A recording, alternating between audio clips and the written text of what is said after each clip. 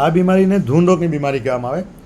ધૂન રોગની બીમારીમાં સાદી ભાષામાં આપણે સમજીએ તો ગાડી ચલાવતા આપણને આવડે છે, આપણી બાજુમાં આપણી પત્ની બેઠી છે કે કોઈ દોસ્ત બેઠો છે અને પાછળ બાળકો પણ બેઠા છે. હવે માની લો કે આપણે ગાડી ચલાવીએ છીએ અને આપણું ધ્યાન વાતોમાં છે, પણ આગળ એક ખાડો આવ્યો. હવે આપણે બી જોયો ના હોય કદાચ તો આપણી બાજુવાળા પાર્ટનર એમ તો કહે ને, અરે ભાઈ આગળ ખાડો છે, બ્રેક મારો એમ. આપણે બ્રેક મારીએ, ગાડી ચલાવતા તો આવડે છે, બ્રેક મારી પણ ગાડી ઊભી નથી રહેતી. એટલે પહેલાં બૂમાબૂમ તો કરે, એટલે ભાઈ મોટો ખાડો છે વરસાદમાં, તમે બ્રેક મારો એમ. પાછળથી બી આમ લોકો છોકરા હોય કે પત્ની હોય તો એ બૂમાબૂમ કરે કે ભાઈ બ્રેક મારો ને તો એક્સિડન્ટ થઈ જશે એમ ખાડા. તો આપણે બ્રેક મારીએ પણ ગાડી ઊભી નથી રહેતી. હવે જો પાર્ટનર કે ફ્રેન્ડ એમ કે ભાઈ ગાડી ચલાવતા નથી આવડતી, કેમ આમ ચલાવે, બ્રેક તો માર. ભાઈ આપણે શું કહે કે ભાઈ હું બ્રેક મારું છું પણ બ્રેક ફેલ થઈ ગઈ છે એટલે ગાડી ઊભી રહેતી નથી. મને ગાડી ચલાવતા તો આવડે જ છે, બરાબર. તો આ ઓસીડી પણ એવી એક તકલીફ છે. ઓસીડીમાં બધું જ ખબર પડે છે, શું સાચું શું ખોટું, શું યોગ્ય અયોગ્ય, પણ એકને એક વિચાર આવતો હોય જે નેગેટિવ હોય, જે આપણને ન ગમતો હોય, જેને આપણે રોકવાની ઈચ્છા કરતા હોય પણ એ રોકાતી ન હોય. એટલે પછી મનમાં બેચેની થવા લાગે. એટલે આપણે એ બેચેનીને ઘટાડવા માટે એક ક્રિયા કરવી પડે. એ ક્રિયા કરો એટલે થોડી વાર માટે રાહત થાય.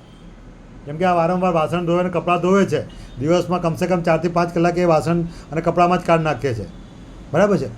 તો એનું પાણી નાવા બેહે તો 3 કલાક, હા 3 કલાક એ નાવામાં જતા હશે ને, એટલે આપણું ટાંકી ખાલી થઈ જાય ક્યારેક. નાવા તો નાઈ પછી એને તાહું ઉઠેલે આ થાય ના થાય ને એવું. હા, એટલે આ તકલીફ માઇન્ડની ન્યુરોટિક બીમારી કહેવામાં આવે. ગાનપણની કેવી નહીં, વળગાડવાળી પણ નહીં. ના ના હમણાં જ થયું. હા હા, આ બીજાને હમણાં થયું કે ન થયું એવું નથી, આ ગમે ત્યારે થઈ શકે. પણ જનરલી કેવું છે, 35 વર્ષથી નાની ઉંમરમાં વધારે દેખવા મળતું હોય, 35 વર્ષ પછી ઓછું દેખવા મળે. પણ નાની ઉંમરમાં એટલે કે 12 વર્ષથી 35 વર્ષની ઉંમરમાં આ બીમારી દેખવા મળતી હોય જનરલી. હવે આ સાદી ભાષામાં મગજના અમુક રસાયણો ફેલ ઓછા થઈ જાય, એના કારણે જે એકને એક વિચાર અટકાવવા જોઈએ એ અટકે નહીં. એટલે માણસને એ ક્રિયા કરવી પડે. પાછું આ વસ્તુ તો ક્રિયાથી થાય, પણ ક્યારેક મનમાં પણ એ ક્રિયા કરવી પડે. જેમ કે બોલ કરવું પડે. મને એક વિચાર આવ્યો, એને અટકાવવા માટે હે ભગવાન હે ભગવાન હે ભગવાન, બરાબર, એવું મનમાં બોલવું પડે. તો આપણને એવું લાગે કે એકલા એકલા બમણે છે, બરાબર છે. અથવા ભગવાનનું નામ વારંવાર બોલતી હોય એવું પણ થાય. હમણાં પણ એકલા એકલા ક્યારેક તો બોલે છે હમણાં.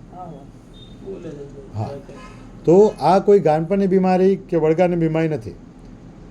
આ ન્યુરોટિક બીમારી એટલે માઇન્ડ એટલે મગજના રસાયણો ઘટી જવાના કારણે થાય. આમાં કારણો ઘણા બધા છે, જેમાં કોઈ ઘટના બની હોય, સામાજિક ઘટના બની હોય, આર્થિક ઘટના બની હોય, પરીક્ષાની કોઈ બીક હોય, સ્કૂલ બદલાઈ હોય, કદાચ તમે જે 11, 12 ધોરણનું કંઈ કહેતા હતા, બરાબર. હા, એમાં કોઈક વસ્તુમાં સેટ ન થઈ શક્યું હોય, મા બાપના કદાચ લડાઈ ઝઘડા થતા હોય અને એનાથી ડરી ગઈ હોય, બરાબર. અથવા મમ્મી પપ્પામાંથી કોઈકને બીમારી હોય ને વારસાગતમાં આવી હોય, બરાબર. એવા ઘણા બધા કારણો હોઈ શકે આ તકલીફ થવામાં. એટલે આ બીમારીને ધૂન રોગની બીમારી કહેવાય. ઇંગ્લિશમાં ઓસીડી, ઓબ્સેસિવ કમ્પલ્સિવ ડિસઓર્ડર. આ જે છોકરી હમણાં જે છે એ 714મા નંબરની થઈ છે આ જ તકલીફ સાથે અહીંયા. આ બીમારીમાં દવાઓ જરૂરી છે, કાઉન્સેલિંગ જરૂરી છે. મા બાપનો સ્વભાવ થોડોક જાણીને એના વર્તનમાં એને મેનેજ કરવાની રીત થોડી સુધારવી પડે ભવિષ્યમાં. તો આ 3 મહિનામાં બી સારું થાય, 6 મહિનામાં બી સારું થાય, ક્યારેક સમય વધારે પણ માગી લે. પણ જેટલી મહેનત ફેમિલીવાળા મદદ કરે, એની સમજ કેટલી છે, દવાઓ કેટલી નિયમિત લે છે, બરાબર છે, અને ઘણું વાતાવરણ કેવું ચેન્જ કરી શકાય એના પર આધાર છે સારું થવામાં. ફાઇન. હવે કંઈ પૂછવું હોય તો મને પૂછી લો.